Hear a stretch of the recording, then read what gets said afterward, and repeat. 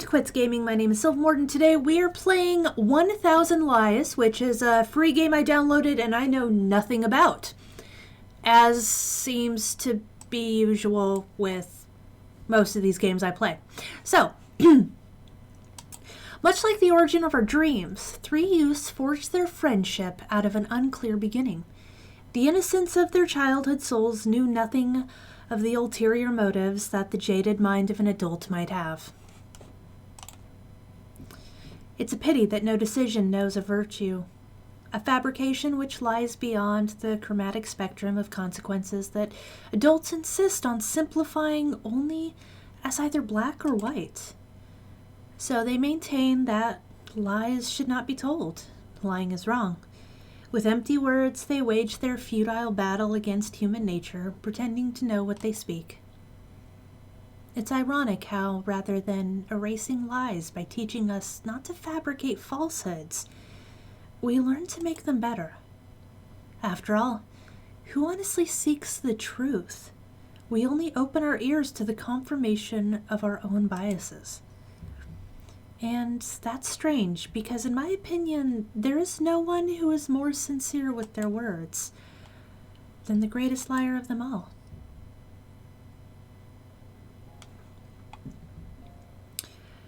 Notes fell readily from my memory and onto the piano keys at my fingertips, recreating the trite sounds of Maestro Debussy's esteemed melody. I played for no attentive listeners in no grand auditorium. Only one man fell within earshot of my tune. As weak with his words as with his posture, he shifted his eyes about in a mixture of fear and doubt. Even if I were to close my eyes, I could draw his features in the void of nothing, more than my memories.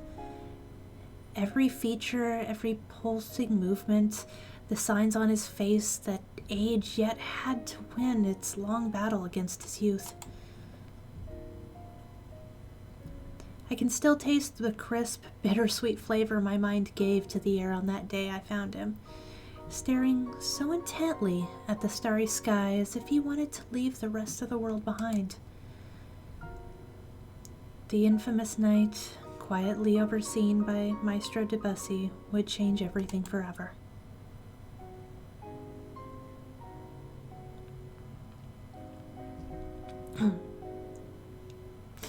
Come on, want to go see how haunted that mansion really is? The boy could hardly contain his excitement as he spoke.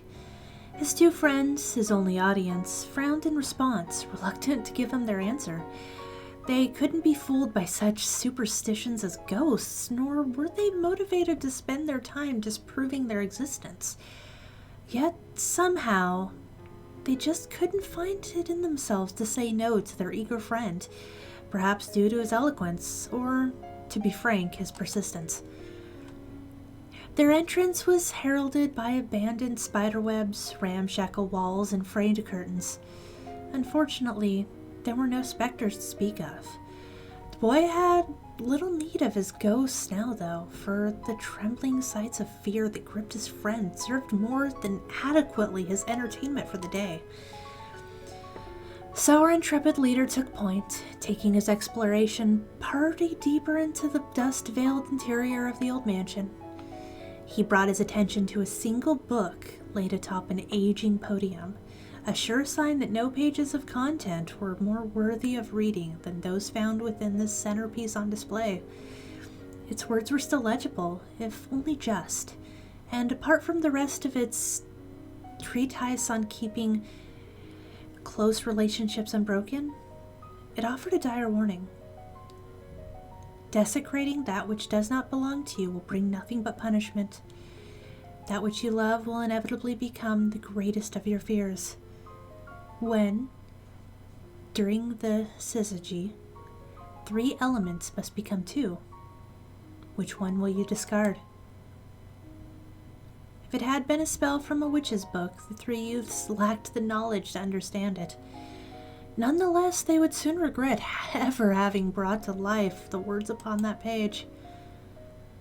From out of the darkness, shackles appeared and bound the 3 together with unbreakable chains that only they could see, doomed to keep each other's company eternally. Spoopy. Hey, do you think I could learn to play the piano? Are you serious? Why should I bother to teach you? You've had more time to learn than I have. No, it's not what I meant. I was just curious. Well, it's a simple question with a long and complicated answer, so here it is. No. What? Why not? Do you really need me to spell it out for you? You're the expert. It shouldn't be hard to tell me what's wrong. What's wrong? Where do I begin? For example, those sausage links you call fingers, you think there's any instrument that would be accommodating to you? It sounds like you're just trying to make me go away. I've never heard of anyone not being able to play the piano for such a stupid reason. I suppose that depends on your goals. You can bang away at the keys to your heart's content, for example. You're not very good at this pep talk thing, you know.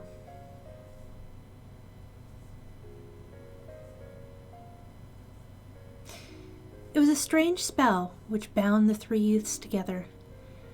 Should they try to spread out and seek their own paths, the chains on their legs would grow tighter, keeping them together. But if two of them agreed to stay close to each other, they could grant the third prisoner an extended length of distance. The links in the chains were uninterrupted by obstacles. They only enforced the proximity by which its prisoners must be held. Still, they could find a way to live with their curse with none but themselves being the wiser to it. And how could anyone believe that three friends have been physically bound by a chain which eludes the sight of everyone but its prisoners, passes through all obstructions, and is untouchable to anyone else? Under the premise that they used to spend all their time together, none of them thought this incident would harden their lives so much. Using their imaginations, they could manage some way to go out with their lives. In time, change came upon them. Just as the origins of their friendship remained unclear, so would it be difficult to pin down just what had kept them united.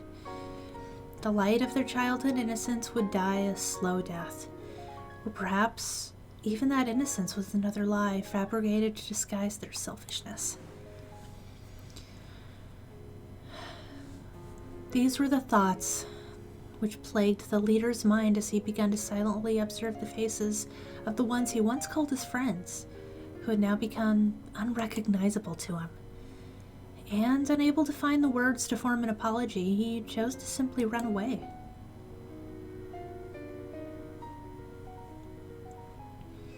Come off it already. You didn't come here for a piano lesson. If you got something to say, spit it out already. But the kid merely choked on his words, unable to force his thoughts into the open air. You don't have to say a thing if you don't want to. You're a grown man. You can make your own decisions. You don't need me to tell you what to do. Just know that every choice comes with a price. I don't want you to come crying to me later as if I were responsible for your decisions. Through the corner of my eye, I could see that no amount of shaming language would drive him away. Yet he still milled about in his own indecisiveness. I sighed audibly, making my displeasure with our status quo abundantly clear. Fine. Do you want to know what made me want to learn to play the piano? It had been an impromptu change of subject, surprising even myself. I was never one for improvisation. Bringing a close to the piano's melody, I pushed myself away from the keys. I raised my hands up as if to display them alongside my words. I'll tell you what spurred me on to play this instrument. It was after someone told me the most discouraging thing. That with fingers as thick as mine, I would never be able to play an instrument. I actually have, long fingers, I guess. I mean, they're not, super thin and bony, but... So he ran, struggling against his own loss of breath until the cruel chains trailing behind rose up to remind him of their limited length. But that would not stop him. Surrender was beyond his understanding now. No senseless witchcraft could be allowed to outperform his willpower. He didn't care about the blood or the pain. He would keep on running, empowered by his will, even if his leg were to break. The chain stretched with each step, with the metallic echo of the links breaking behind him. Groaning under the pressure, each link of the chain warped and bent to the breaking point, struggling to match the strength of his determination. So it was that the curse vanished into thin air, leaving no trace that it had ever bound anyone together. Only then did he return to his senses to find what he had bled and suffered to gain: solitude in a barren land bereft of his peers. Even his footsteps had vanished in the trail behind him. He was truly alone. Never again would he be able to find the important people he had lost. So, that is the intro to 1000 Lies. And we are actually going to continue this on the next episode of Quits Gaming, based on a story that should be true.